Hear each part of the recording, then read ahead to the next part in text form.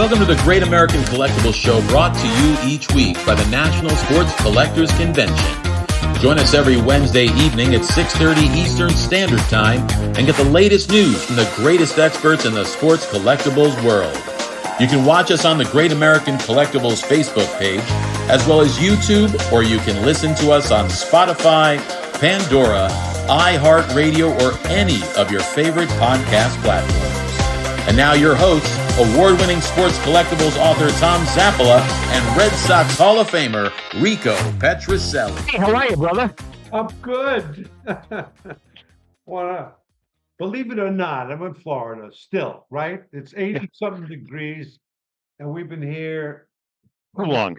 almost 4 months. We talked about that. Why don't you just stay like 3.5 months? That's Well, perfect because time. when you go back north, you think, oh, it's going to be nice. It's usually April and May up there are medium, not. Can I tell you something? too bad. When Ellen and I got here, Yeah. we brought the worst it's been. We had one 45-degree day. The rest of the time it's been in the 50s. So you know something, suck it up and come home. Yeah. Right? Yeah, I got my lawn johns with me, so I don't care. Next year, I'm kind of psyched. Next year, we're going to be right together. Like we're going to be broadcasting together for the whole winter.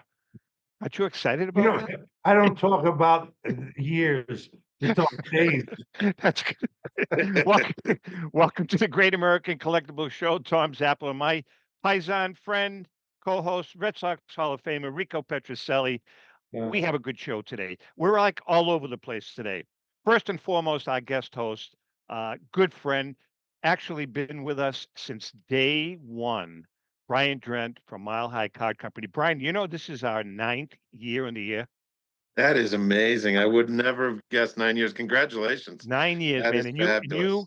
you have been with us literally since day one. There's a handful of our sponsors that have been so loyal to us, and you know who they are, Brian. You guys Sure. have all been phenomenally, just tremendous.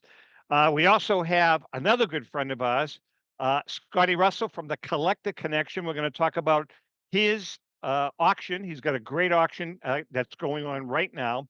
And then a little later on in the show, we have a friend of ours, Doug Keating from Cardboard Promotions. Doug's a very dear friend of Rico's, and he does a lot of card shows up here in the Boston area. We're going to talk to Doug a little bit. But let's talk to Brian. You're going to stay with us while we have You Scotty on bet. the phone. Scott, how are you, brother? I'm well. How are you? Good. Scott, I mean, I've said this to you 2 or 3 times. You got a new hair gig going. You got a new kind of a hairdo going, and I'm liking it. I like it. You look kind of, you before you had a boys regular. Now you have like yeah, it's kind of a cool cut. I get it cut twice a year, whether I need it or not. Do you really? Scott, he's jealous. So how about lifting Yeah, the well. hat for us, That pal? ain't happening. That ain't No. happening. Forget it. All right, Scott, you have you have an auction going on right now. Um, uh, I was looking at it. You've got some really cool stuff. You got some Jordan cards. Let's talk about those first. What do you got Oh, there? okay. Yeah, well, I mean, the toughest one is the Jordan 5x7. We have the entire 5x7 set with the Jordan PSA graded. It's from a consigner who has consigned tons of 9s and 10s with us, all raw, that we graded for him. And we thought this Jordan was just as nice, and somehow it only came back a 4. But that set is so tough that even in a 4, that Jordan is a big deal card. And it's one of the Star Company sets. But then we have a regular Jordan rookie in 6, the Jordan sticker rookie in 7, and an unopened 86 Fleer wax pack in PSA 8. So, man, yeah, that's pretty cool. The other thing that I noticed is you had a complete 70s hoop set, correct? Did you have We have a 70 and a 72. complete sets? Yeah. They're raw, So the though, right? Maravich rookie and the Dr. J rookie. That's cool. What else you got? Well, my favorite thing in the auction, just because you know me, I like the weird stuff. We have a complete 72 Kellogg set. Okay, well, what's weird about that? They're all over the place. This one is all still in the original packs they came in the Oh, cereal. wow. Wow. I've never seen a complete set in the packs before. We got 5 of them graded just to make sure everything was on the up and up with them, and they all got 8s and 9s. So yeah, it's a complete 72 Kellogg set in the original pack. God, is there more interest in the basketball and let's stick with basketball right now, because of the playoffs. Yeah, we find that to absolutely be the case with basketball more than in almost any other sport.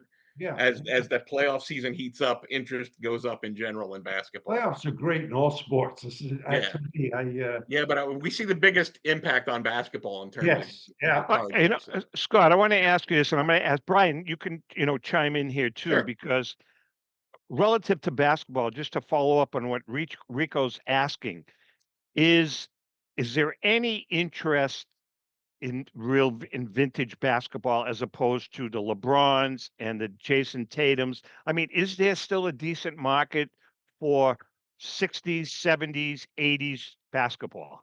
I'm going to ask Yeah, you this yeah. first, Scott. Yeah, I mean, the problem is there's so much less of it. You get 48 Bowman, and then you have to skip to 57 tops, then you 57, have to yeah. skip to 61 Fleer, then you have to skip to 69 tops. So there's no continuity until you get to 69. And even after that, from 81 to 86, there's a gap. So, it's a little bit harder for people to get ramped up. I mean, the one nice thing is those sets are all loaded with rookies just because of the gaps, Yeah, but it was a lot harder to follow a favorite player. There's not a generation who grew up collecting basketball cards in the 60s because right. it wasn't a thing. Brian? Yeah, I agree with some of what Scott says for sure. I mean, if you look at it, 48, I mean, all of those sets where they're missing years, like 48 to 57 to 61, they were all buoyed by star players like Mikan. So they issue that. Then 57, obviously Russell, 61 Chamberlain, 69 Alcindor. Usually in those cases, it was all centers, but it was somebody that was marketable that would sell the product. In between that, and then you have obviously the other rookies that come along for the ride. Notably, Kuzi, but he had obviously been playing for a good number of years before the 57 release. So let me ask you guys this question then. Um, if you fast forward, was the next break, I want to call it, when with Magic and Larry, is that when the next, like the interest started peaking again, or did that just I happen? think it was Jordan. Yeah, Okay, because I yeah, mean, I don't Top think it was stopped doing Bird or cards in Magic. 81. yeah, Jay, is he, I mean, he was one of my favorites. yeah. But see, Rico, I agree with you, and they're saying no. Yeah, know? I know, I understand. It's puzzling to me, like in baseball, Ted Williams, and you get some of these great hitters, but you can't compare them to the Ruths and some, Correct. you No, know, I agree. Hey, Scott, you've got 431 autographs. Talk about those, man. Yeah, we've had a couple of big autograph collections come in over the last year or so, and this is neat. It's a ton of 8x10s, including a Satchel Paige, which is always fun. But that and all the big stuff is certified, and anything we sell that's not certified, we sell with our guarantee, which is important. Which means if you want to get something certified, we send it for you. If it fails, you get your grading money back and your purchase money back. You get it back everything you've spent. Well, you've That's how got confident we are in what we sell. no. I mean, autographs, especially autograph cards, man. They have taken off in the last couple of Yeah, years. Um, And then you've got I'm counting this stuff. You got 224 cards between 1942 and 1959. I yeah. mean, so you've mixed it up pretty good. And then you have a Jackie rookie card. That's only like, what is that, a PSA one, or is that I think it's an SGC authentic. It's rough.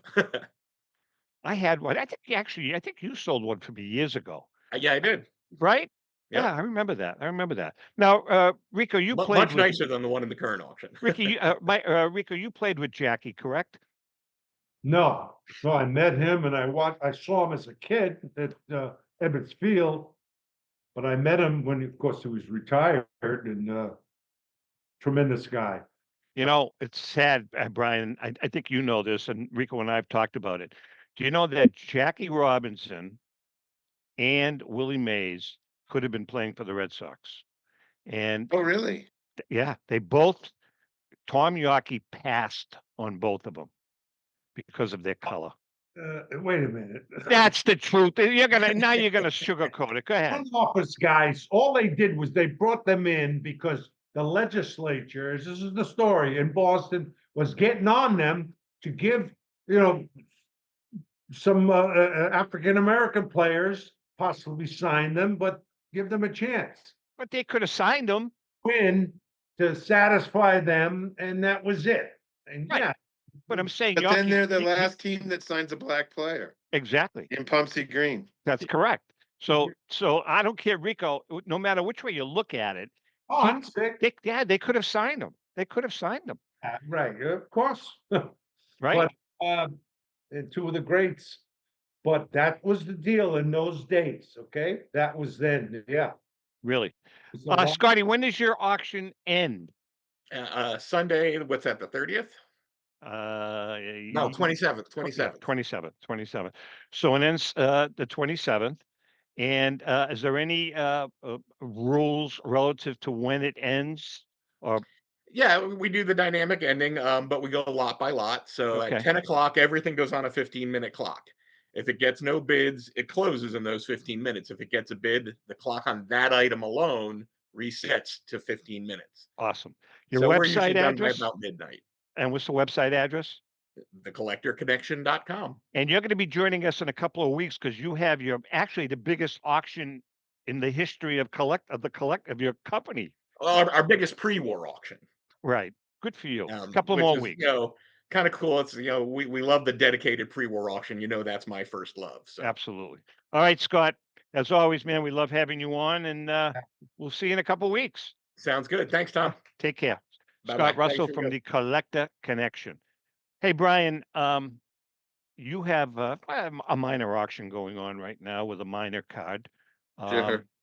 You have a Honus Wagner card, and pretty interesting to see it. Why don't you tell us about it? Yeah, absolutely. We have obviously a T206 Wagner. This one's been graded PSA authentic and it's restored. It had we get the question all the time. Well, what's been restored? It had some in painting, some cleaning. The card would have only been an authentic anyways because the borders are trimmed down just a slight bit. But it really improved the overall aesthetics of the card. It's obviously the real deal. And in the market for Wagner's, it allows you to get in the market at, we think it's going to sell for 2.2 to 2.5 million. And that's about as cheap as you're going to get in the market Yeah, for that card it right really now. is. And by the way, as you're speaking, you can't see it right now, but the image of the Wagner front and back is on the screen. Sure. So let's talk about the Wagner card. Rico, that card has always intrigued you. The Wagner card, I think that's what piqued your interest originally in the hobby. Correct, Rick? Yeah, absolutely. I mean, I've read about it and heard about it, and actually saw one. And I'm saying this guy. So I read up on him, and in his time, he was considered. There were a lot of real top players in those days that considered him the best player in the game. I still have him. He's still in my category as the greatest shortstop of all time. Now I know that you got modern players today, but I Yeah, mean for yeah. that group, hands down, Brian, wouldn't you say he was the greatest shortstop? Yeah, I believe he was. I believe he was, and the first thing we know about is the card. We're intrigued by the card, and then just like Rico said, you do some research and you find out who Honus Wagner really was, and he was along with Cobb right at the top of the game at that period of time, Right. and like you, Tom, I mean, some people still have him as the greatest shortstop in the history of the game. Brian, what are your thoughts on the mystique behind the fact that there's so few cards? There's two big stories that were generated over the years. Number one, that Yeah. he was opposed to tobacco, and Hmm. number two, that they didn't pay him enough money. Yeah. What are your thoughts on that? I don't know if we're ever going to know the exact true story, whether it was in fact that he didn't want kids smoking, and obviously the cards were issued with tobacco at that period of time, or he was a forerunner to the NIL deals of today and didn't get paid for his name, image, and likeness. So one of the two is true. I'm not sure exactly what it is, but it adds to the mystique, it adds to the lore, and that's what this card is. This card is beyond our our hobby. I It really is. agree. This is Americana, I totally and agree with that. it's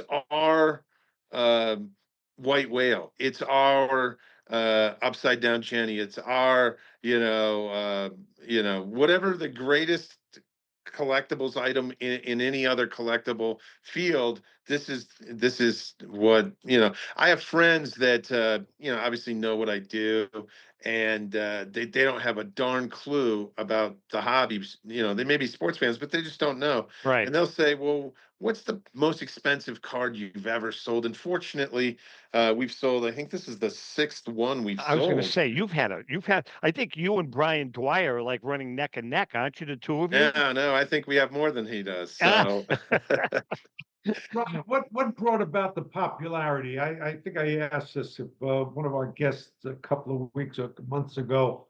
What brought on now? There were a lot of cards. Probably Ruth and Gehrig tobacco, not Gehrig, but Cobb Bob. tobacco cards. yeah.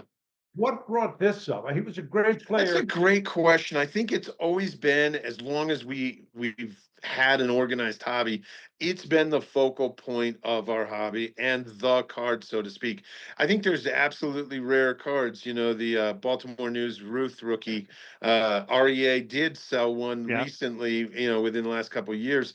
And that's a more rare card. It's Ruth's first card, and you can build a lot around it. It's definitely more rare than this card. So is the Ty Cobb back. I Back. Yeah. think that Rico may have been kind of referencing in a roundabout way.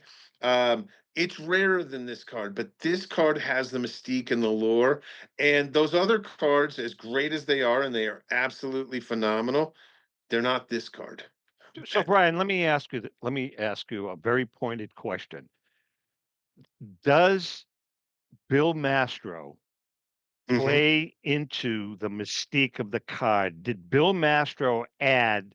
Who's Bill Mastro for people who are watching and listening? Well, that's a good point, Rico. Yeah. Bill Mastro owned Mastro Auctions, and Bill Mastro is the gentleman that he had the card cut out of a sheet, and Mhm. that's the card that was graded. It's the first card graded by PSA that is now owned by Kenny Kendrick, the Mhm. Arizona Diamondbacks. Did he did that whole did that whole episode add more to the mystique of the card, Bry?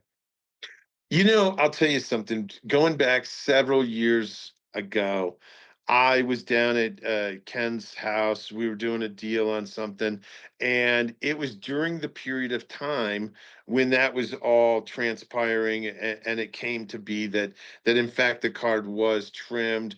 PSA offered Ken Kendrick uh, to buy the card back. Correct. I remember that. And he told me he didn't want to do that.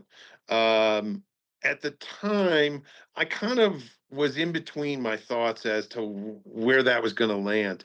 His belief at that period of time, excuse me, was that it was going to add value to his card because of the mystique involved. And just as we've talked about the mystique and lore of the card in general, in reference to his card, I think what the Mastro story and the whole thing um, has definitely added value and mystique to that card. I would think, but then you got other Wagner cards, like actually the one that you're talking about, Sure. the one that you have. There's a mystique about that card because it was restored, and then you have the Jumbo Wagner. I mean, there's a lot of different stories behind some of the Wagners.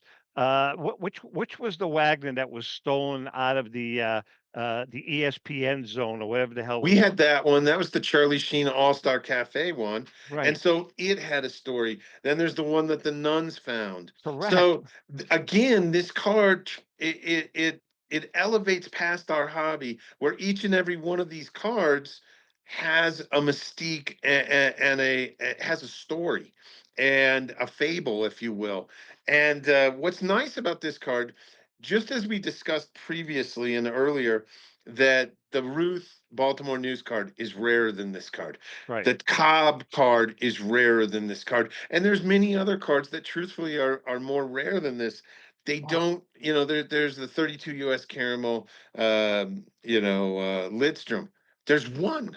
There's a 48 leaf Hal Newhouser with a different pose variation. There's one. So Wow. those cards don't trade hands enough to create a market. This one does trade hands enough. And so with that, there becomes a true market. In fact, the card we're selling right now, we sold in August of 23. Our consignor has chosen to resell it, thankfully, through us. With that said, those 20 months is the longest period of time that this card hasn't sold in the Really? last, I believe, 30, but it may be 40 years. Wow. I didn't know that. All right, listen, before we take a break, put a number in your estimation on Kenny Kendrick's card. Can you put a number on that? If it were to sell today, what do you think it would go for? 40 million plus. I said that. I said 40 million was my number. Yeah. 40 million. Hey, did you hear that, Reek? Heard that. 40 million. 40. All right, listen. Yeah, that's crazy. All right, listen. Brian's in the house. He's going to be with us for the rest of the show. We got a lot to talk about this blockbuster auction because there's some other cool stuff in there. So we're going to take a. Rico, you look good, man. You got a little tan. You look pretty good. I'm thinking of that $40 million card. I think like that being put out, is great for the hobby because while I obviously couldn't afford that, to me though, it's what do I got? Something on my nose? No, it looks good. It looks good. Oh, yeah. I mean, it's wow. This is, It's unbelievable.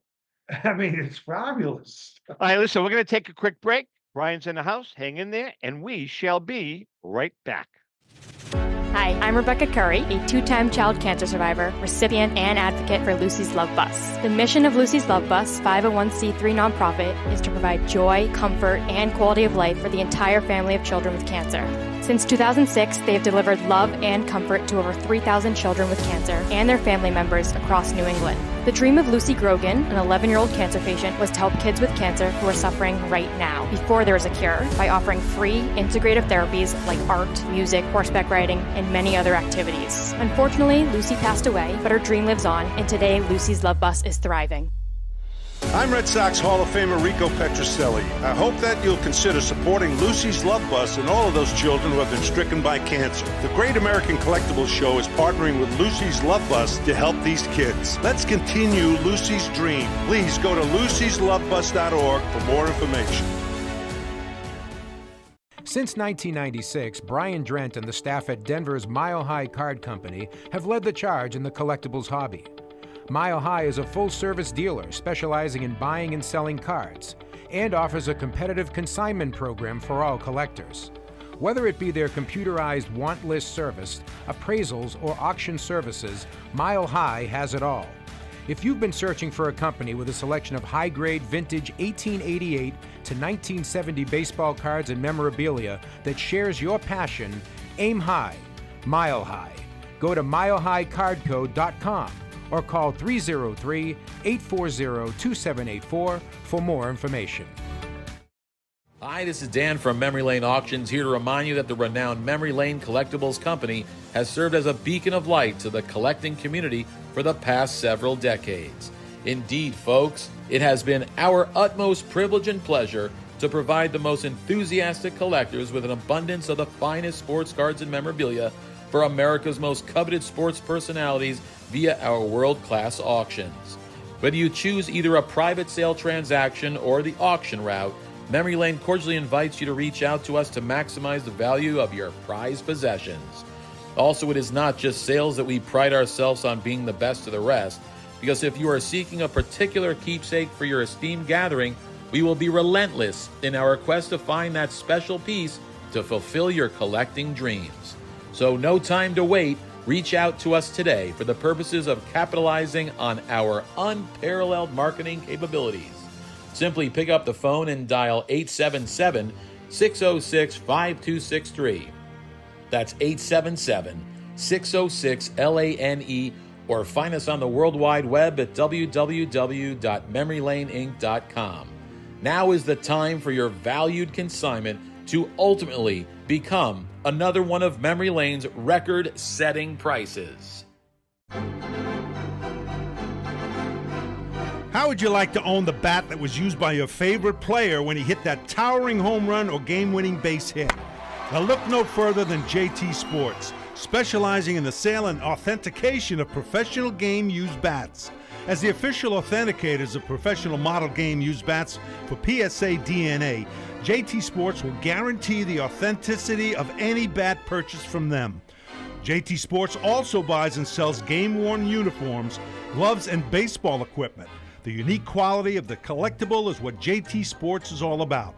Give them a call at 609-487-8003 or check them out at GameUseBats.com. You are pathetic. You really, like, you do this on purpose just to aggravate me. I'm a busy guy, in between. I gotta do things. What are you doing? You're doing nothing. What are you doing? I'm sitting here. No, listen, hey, I'm very, very, I dust. Okay. All right, listen, before we get into our AI tournament, let's talk about our friends at Collectables Insurance. Is your sports card or memorabilia collection properly insured? Your homeowner's plan will not go nearly as far enough. I'll tell you that Collectables Insurance has been catering to collectors' needs for over 50 years. They offer a full range of protection and $0 deductibles with no appraisal necessary. I know because they insure my collection. If you have a minute, go to collectinsure.com and learn about insuring your card or memorabilia collection. That's collectinsure.com. You will not, I repeat, will not forget it. All right, it's time for the Great American AI GAX Baseball Tournament, brought to us each week by our good friend Paul Borges and the staff at PB Collectibles, your neighborhood card shop.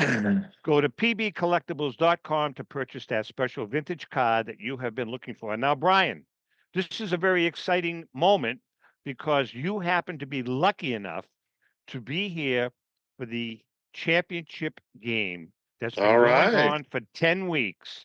And these are the finals. And this was the AI Elite 16, Sweet 16. Real quickly, I'll go through the rankings originally, starting with the number one ranking. And the number one ranking was the 1927 New York Yankees. Number two was the 1906 Chicago Cubs. Number three, the 75 Cincinnati Reds. Number four, the 1998 New York Yankees. Number five, the 2001 Seattle Mariners. Number six, the 39 Yankees. Number seven, the 61 Yankees. Number eight, the 84 Tigers. Number nine, the 1919 Black Sox. Number 10, the 2004 Red Sox. Number 11, the 42 St. Louis Cardinals. Number 12, the New York Mets from 1986. Number 13, the 1995 Atlanta Braves.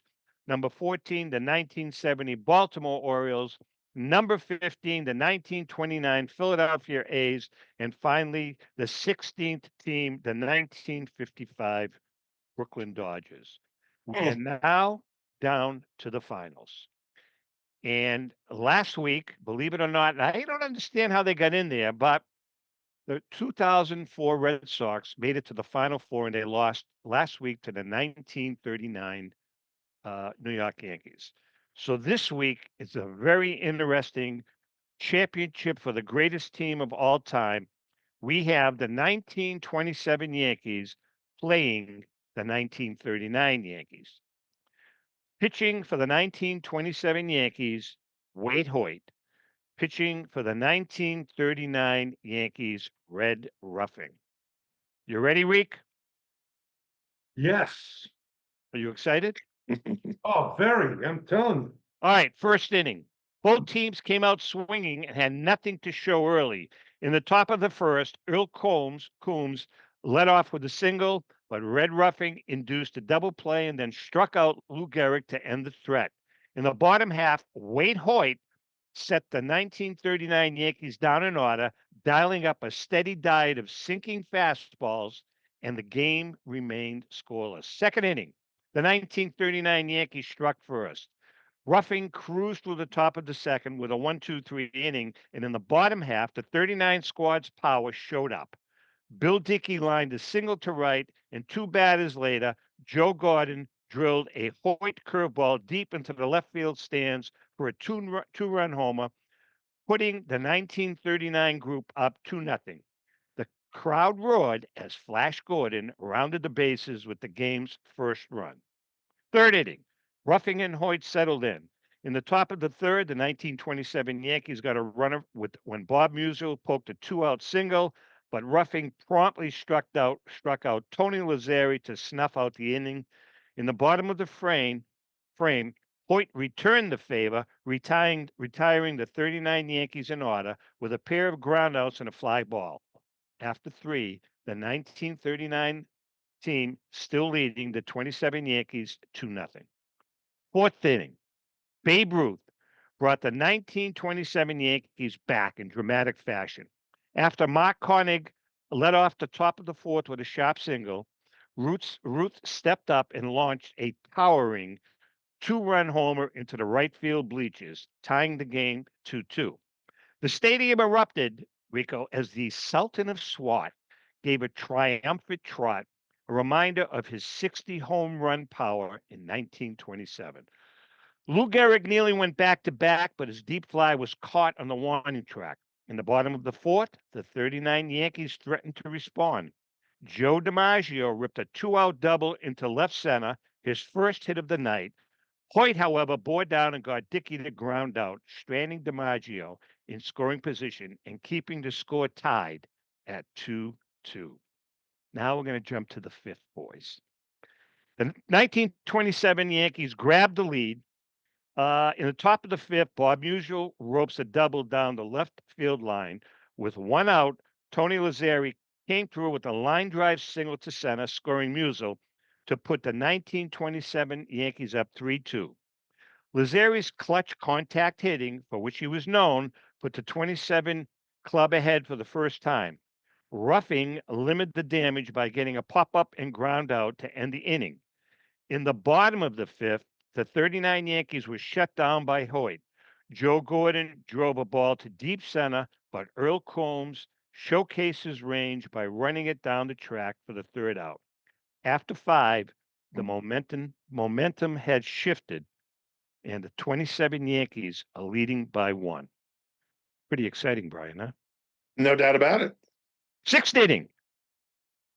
More fireworks from the 27 Yankees. Leading off the top of the sixth, Lou Gehrig crushes a solo home run into the right center field seats, stretching the 27 Yankees lead to 4-2.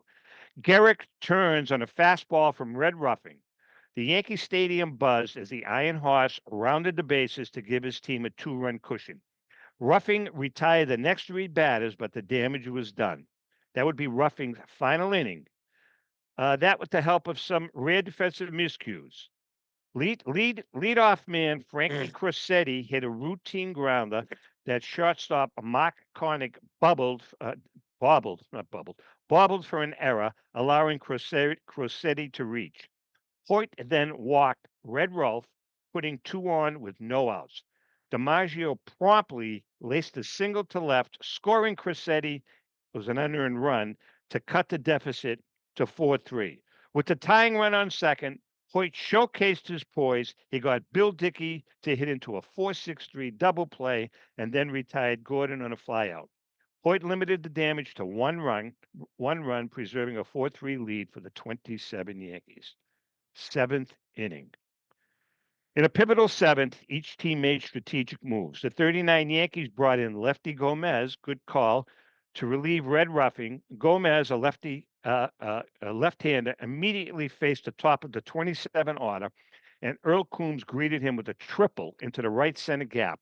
The speedy Coombs slid into third as the crowd sensed another run coming. The 27 Yankees capitalized. Mark Koenig lifted a sac fly to center field, deep enough to score Coombs, preventing further scoring. And extend the lead to 5-3. Gomez bounced back by striking out Babe Ruth, looking on a curveball, and then retiring Gehrig on a grounder, preventing further scoring. In the bottom of the 7th, Wade Hoyt finished his night strong, He allowed a 2-out single to Bill Dickey, but induced Joe Gordon to pop out to Tony Lazzeri at second base to end the inning. Yankees, 1927 Yankees have a 5-3 lead. Hoyt is done, walks off to a standing ovation. 8th inning. Late tension mounts. In the top of the 8th, Lefty Gomez continues pitching for the 39 Yankees and recorded a scoreless frame. He did issue a walk to Lazzeri, but Johnny Murphy, the star reliever for the 39 Yankees, came in and got out of the inning by getting pinch hitter Benny Pascal to ground out. He was pinch hitting for a pitcher. With the score still to 5-3, the 39 Yankees mounted a rally in the bottom of the 8th against Wilcie Moore, the 1927 Yankees renowned reliever. Charlie Keller drove a 1-out pitch to deep right center, legging out a triple as the crowd perked up. The next batter, Babe Dahlgren, lifted a high fly to left field, a sac fly that allowed Keller to trot home, cutting the 27 Yankees lead to 5-4 with 2 outs, and the base is empty. Manager Joe McCarthy set up George Selkirk to pinch hit for Gomez. Selkirk battled more, but ultimately struck out swinging on a low sinker, ending the inning. The 1939 Yankees draw closer, but as the game head into the 9th, they're still trailing by 1. What's your prediction, guys? Brian, what's your prediction? Win it. 27 Yankees are going to win. Reek? Yeah, 27 Yankees. All right, let's see. Clutch hitting by the 27 Yankees in a final stand in 1939. It all comes to this. In the top of the 9th, the 1939 Yankees turned to Johnny Murphy to keep the deficit at 1. Instead, the 1929 Yankees bats struck a decisive blow. Babe Ruth works a leadoff walk, showing his keen eye. Gehrig follows, slicing a single to left, putting 2 men on with no outs. With the heart of Murderer's Row setting the table, Bob Musial delivers what proves to be the knockout punch.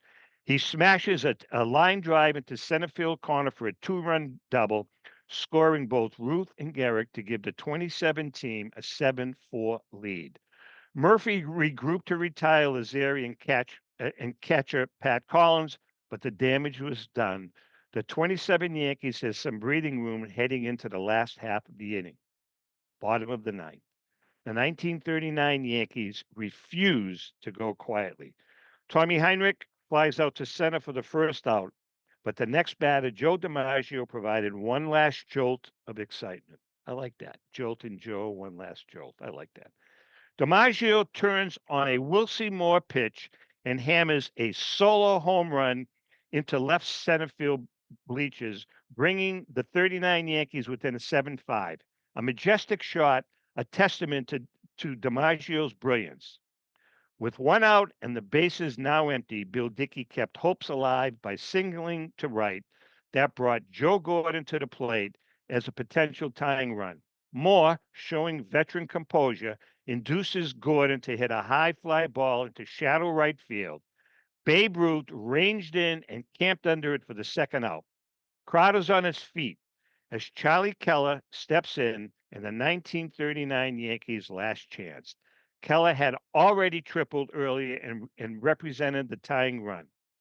He got a hold of a 1-1 pitch, drove it to deep right center, but this one stays in the park.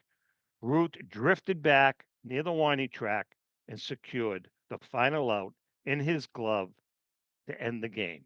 The 1929 New York Yankees are in fact crowned the greatest team of all time. 27 or 29? 27.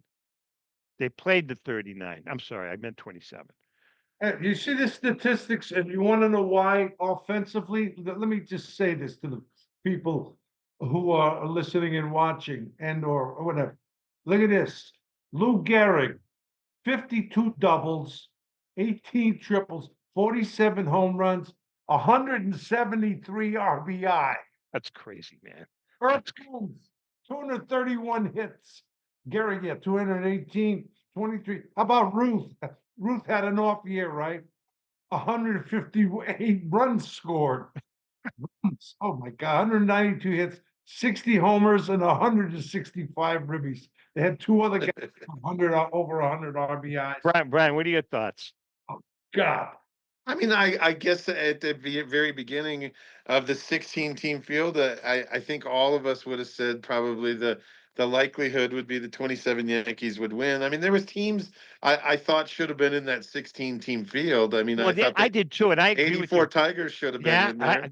they were like they sped out to 20. I asked them for the 20th, but I only Yeah, took the 16th. 84 Tigers, I think, were like 18th. But you know who was a surprise? The that's tw- surprising. You go yeah, 35-5 exactly. and The run away 20 with it. and I thought the 29 Athletics should have been a higher seed. They were Yeah, like the 15 seed. I couldn't yeah. believe that. Anyway, I that was want to ask your opinion before we get back to your auction. Um, we're going to do the same thing later on in the summer with basketball. Sweet 16, greatest basketball teams of all time. I think that's going to be real interesting because I think a lot of people are going to be shocked that the Celtics don't have that many teams in it. I think the Celtics are going to have no more than two or three teams, maybe only two. But when you look at some of the teams like the '86 Bulls, the Golden State, uh, there's going to be some great teams in that. So I'm curious to see how that all plays out.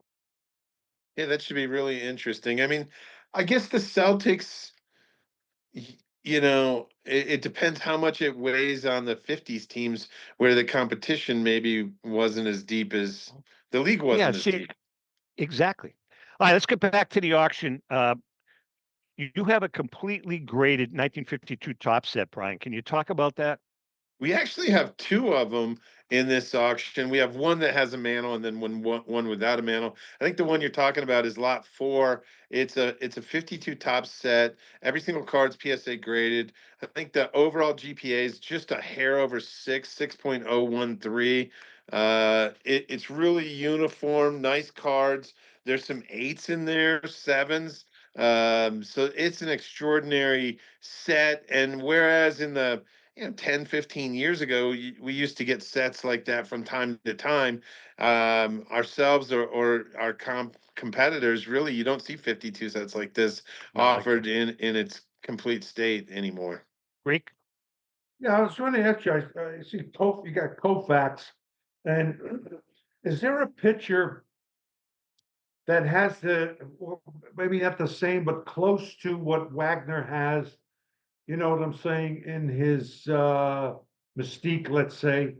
Koufax, or is there a picture that I mean, Koufax, I think, is the one that's the most captivating just because he had the short career, chose to retire, early, really came up young, was kind of wild, harnessed his control, and then just became absolutely dominant and kind of was that shooting star, if you will, and it burnt out quick. Really? that's Go ahead. I'm sorry, Rick. Go ahead. oh, Cy Young, and you don't hear that much of him. He had the most wins ever, but Sure. I think for the Giants, you hear a lot about him. Christy Matthews. Mathewson. Yeah, absolutely. Hey, Brian, what about you have a signed 52 mantle also, right? Yeah, we do. I mean, that I think you discussed it earlier. Signed cards have just become all the rage. And the 52 mail is very interesting. And this one has a kind of a story to tell, if you will. Um, at at the time, the 52 Mantl's always been an incredibly popular and valuable card. Mantle obviously was doing shows, quote unquote, on the baseball card circuit. Uh, People were getting things signed, but there was a faux pas to getting cards signed, and most specifically, valuable cards.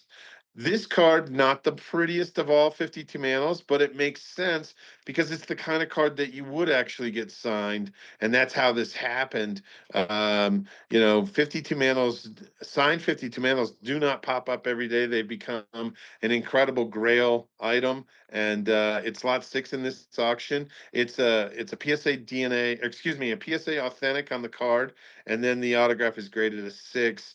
So it's a little bit more, it's a great item that presents the ability to get that card at a little bit lesser value than if it was an extraordinarily high grade card. Brian, before we take a quick break, I have a quick question. I was watching Yeah, sure. a segment on Antiques Roadshow, and they had an uncut tops sheet.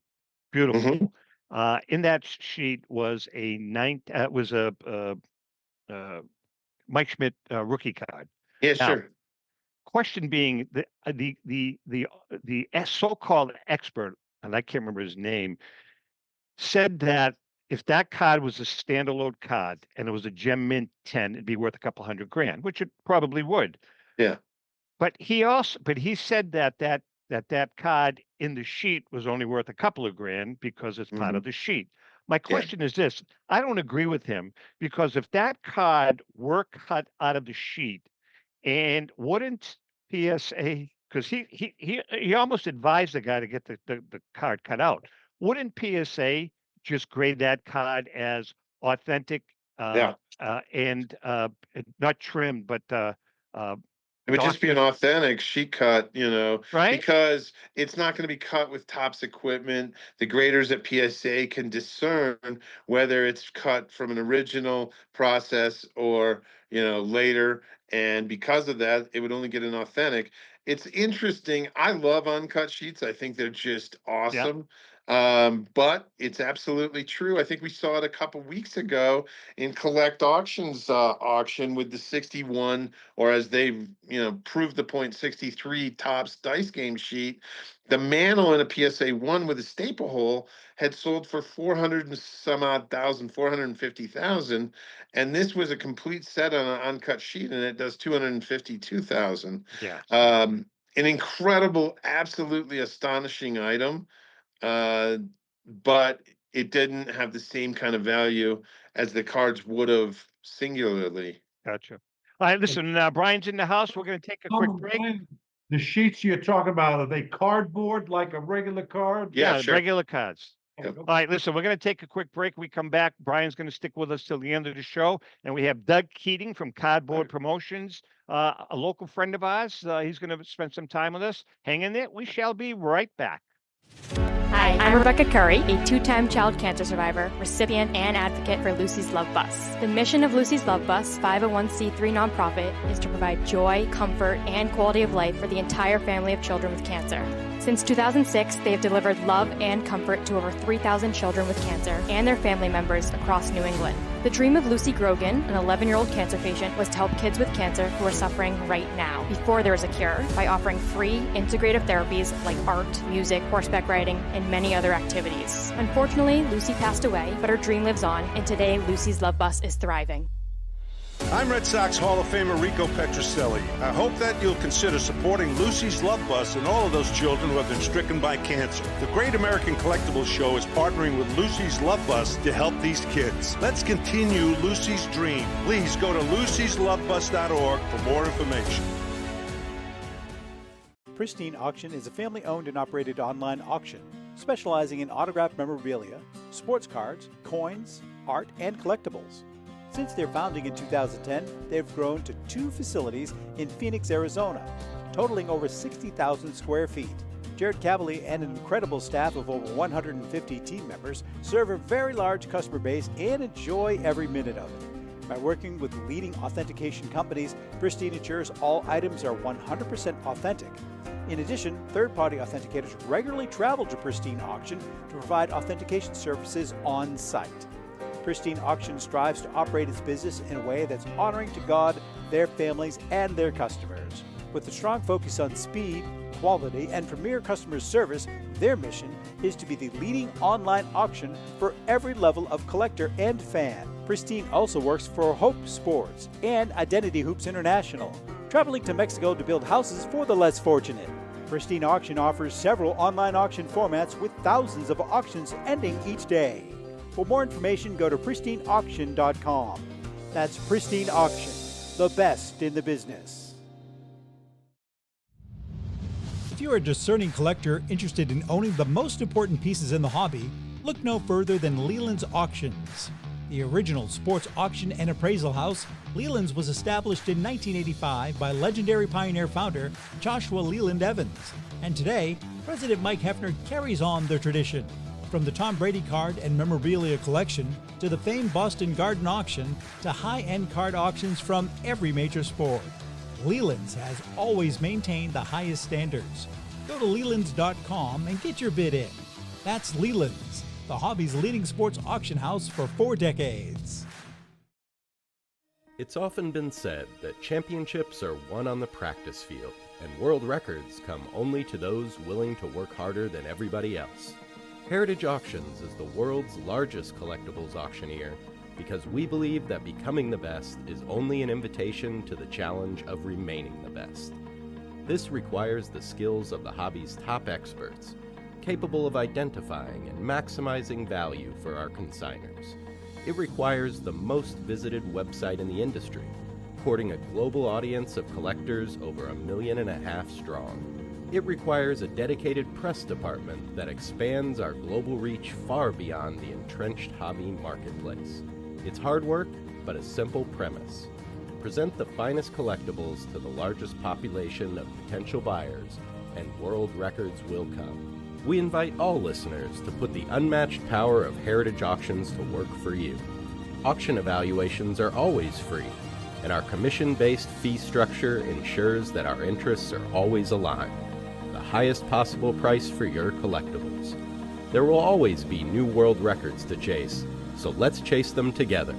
Visit our website at ha.com and request your no-obligation review today. Hi, this is Dan from Memory Lane Auctions, here to remind you that the renowned Memory Lane Collectibles Company has served as a beacon of light to the collecting community for the past several decades. Indeed, folks, it has been our utmost privilege and pleasure to provide the most enthusiastic collectors with an abundance of the finest sports cards and memorabilia for America's most coveted sports personalities via our world-class auctions. Whether you choose either a private sale transaction or the auction route, Memory Lane cordially invites you to reach out to us to maximize the value of your prized possessions. Also, it is not just sales that we pride ourselves on being the best of the rest, because if you are seeking a particular keepsake for your esteemed gathering, we will be relentless in our quest to find that special piece to fulfill your collecting dreams. So no time to wait. Reach out to us today for the purposes of capitalizing on our unparalleled marketing capabilities. Simply pick up the phone and dial 877-606-5263. That's 877-606-LANE, or find us on the World Wide Web at www.memorylaneinc.com. Now is the time for your valued consignment to ultimately become another one of Memory Lane's record-setting prices. Hey, I'm Mike Petroselli. If your company is looking for the best in marketing and promotional items, you'll hit a home run with Petroselli Marketing. With over 8,000 suppliers and 650,000 imprint-ready items, we can get your company the visibility it needs to get your maximum exposure. Whether it be office promotions, wearables, automotive, sports items, and everything in between, Petroselli Marketing can do it all. Our design staff will even work with you from concept to delivery and customize your products. At Petroselli Marketing Group, we will get your brand in front of your audience. Contact us at info@petrosellimkt.com or call us at 603-880-3202. That's Petroselli Marketing, where no dream is impossible. Get a shot at it. Buy some collectibles, not collectibles, but promotional items. He's got it all. He got a great company, and so help me. Let me tell you something. I'm going to tell you this right now. See, Michael and I have been working behind the scenes. You're out. Effective after this week, you are out as the marketing promoter for Petroselli. I'm taking it over. Okay, that's it. And the reason being because Michael sent me a nice little catalog, and I am going to highlight certain items after his spot. Unlike you, who won't even hold up a Petroselli pen So I'm taking over the marketing for Petrocelli Marketing. Okay, I want to see what you're gonna do. Huh? I'm going to pick out some nice items. Sure, All right. okay. All right, listen, why don't you tell our good friends and listeners about our good friend, Charlie Perino? Ollie's a great guy, boy. JM, Already, he's screwing up. no, I didn't. Yeah. No, if you want to have an absolute blast at obtaining some great modern and vintage cards, you got to check out JRI Cards. Our Paisan Charlie, the Iron Ripper Perino, along with Money Marco, the Dollar Girls, and the JRI Gang, give you the chance to participate in opening a graded, unopened, and sealed fresh wax or cello pack of your favorite sport or non-sport favorite. It's easy. You buy in, Charlie opens the pack, and you get a packed fresh card. It's that simple. As a matter of fact, if you pull that special jewel, the guys at JR Cards will even have it graded for you on the house. Featured in the LA Times, ESPN, and USA Radio, JRI is the hottest card pulling show on the internet. Charlie and his staff make it fun, entertaining, and enjoyable with his collection of hats and sound effects. And don't forget that JRI donates a part of their proceeds to various charities. That's JRI Cards. Check out their exclusive breaks and events that everyone is talking about. They're always digging up cardboard treasures for a great hobby experience. Go to jricards.com. Okay, let's bring in another guest, a good friend of ours, Doug Keating from Cardboard Promotions. Doug runs some card shows, a lot of card shows up in the Boston area. How are you, Doug? Yeah, thanks for having me on the show. Hi, Good. Tom. Hi, Rico. Nice to Hey, see you. Brian. You know, how many shows has Rico done for you over the years? I've lost track. I would guess 8 or 9, and it's been over 20 years. I feel like lately it's almost once a year, so it adds up. So, Rico, you started doing promotions for him when you were around, what, 75, 76? No, 61. You know, surprisingly, Rico, I don't know if you remember this, but Doug, you remember I'm going back years and years ago, you invited Ellen, and I think it was when the T206 book just came out. It was like way back. You invited Ellen and I to come down to Weymouth to do a book signing. You probably don't remember that, but Ellen and I went down there, and Rico and I had never met. And Rico was signing about 2 tables down. So I walked up to you, Rico, and I introduced myself. The reason I introduced myself is I said, look, I have an Italian show, and I'd love you to come on the Italian show. We're not going to talk baseball. We're going to talk growing up as Italians. And Rico said, absolutely. And that was kind of like when we got going, Rico, on the Sicilian Corner. Absolutely. And Doug, he does a great job there. That show is a lot of people. Doug, do you notice? Because I look for this when I go sign or go to the national. You see a lot more kids coming in, collecting cards, being more interested in families. On your shows too. Yeah, I definitely see. As we both all know, it took off during COVID. Ironically, we couldn't run card shows during COVID, but the hobbies really took off. I know Brian knows that too. We all know that, and it's picking up steam and it hasn't slowed down. But we're definitely seeing more kids, and that's good because we're all getting up there in age. How many shows do you run a year, Doug? It's about 3 a month, so we're probably up to about 40 a year. It's almost every 40 week now. shows a year. So you're in are you still in, was it Mansfield or Weymouth? Mansfield. So you're in Mansfield, where else? Yeah, Mansfield, they changed the name of the hotel, went from a Holiday Inn to an Envision Hotel, and we're at the Holiday Inn in Dedham. And we started 2 shows up in malls. Malls, people think they're dead, but they want us there. Really Whereabouts? cheap rent. Solomon Pond Mall in Marlborough and Emerald Square Mall in North Attleboro. Now these are all for our viewers that don't live in the Boston area. These are all towns that are on the peripheral of Boston. Great locations. And Doug, I mean, you've done this for a lot of years, so you have a good reputation, and you probably have a lot of repeat dealers, right? Yeah, it's mostly repeat dealers. I've been running card shows since I was a senior in high school, 1990. But it was almost all part-time until about 4 years ago. And I said, let's do this full-time, and it's been quite a run. Good for you. Good for you. Are you a collector, Doug? Yeah, yeah. I grew up idolizing Ricky Henderson and Fernando Valenzuela. Because and I don't have a lot of room for stuff, but I collect what I can fit room in. We live in a small house, 2 teenagers, and my wife. Now, where are you? Are Once you the in house gets Mansfield? bigger. Are you in Mansfield? I live in Woburn. Oh, you're in Woburn. Okay, not too Yeah, I far grew up from on the us. South Shore, but married a Woburn girl, so I Yeah. live in Woburn now. Last 20 years.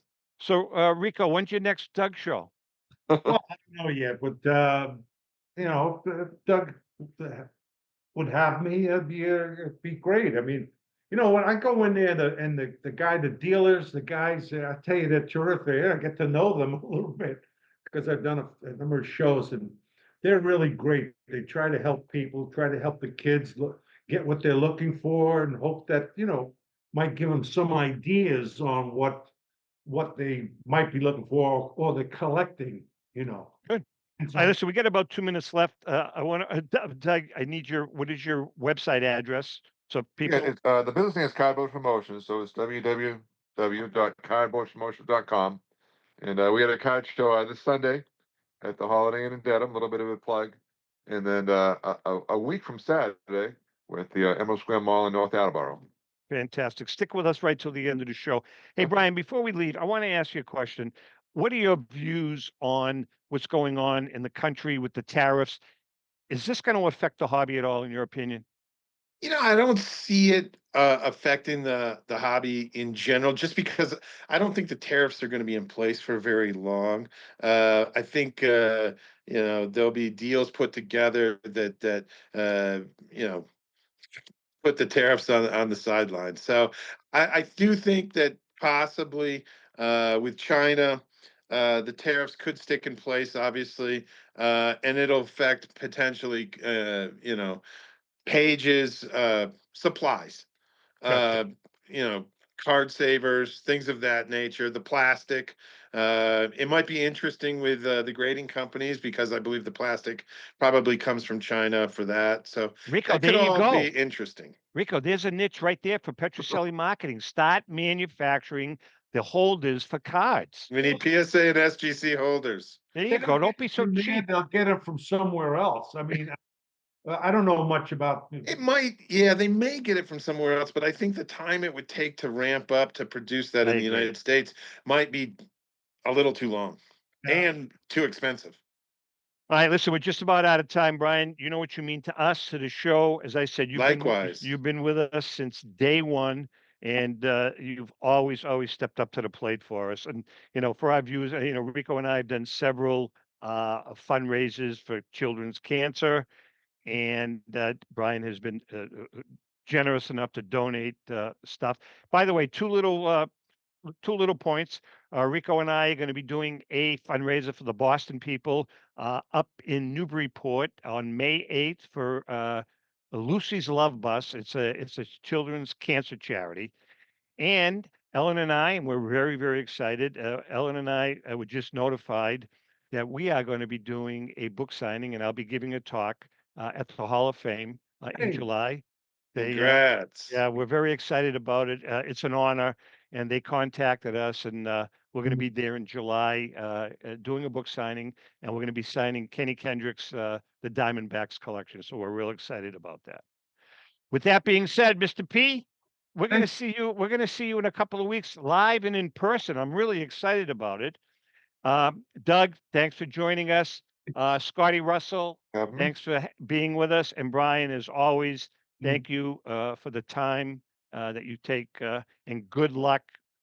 What is it? MileHighCardCode.com. MileHighCardCode.com, and our auction ends this coming Saturday on the 26th. So get those bids in. Rick, get that bid in for the Wagner card. I'll tell you what, you put it in, and if you win it, I'll pay you later. Okay. Fair enough? Get alone. All right. Take care, guys. We love you guys, and thanks for all your support, and happy collecting. Yeah, and See you at home.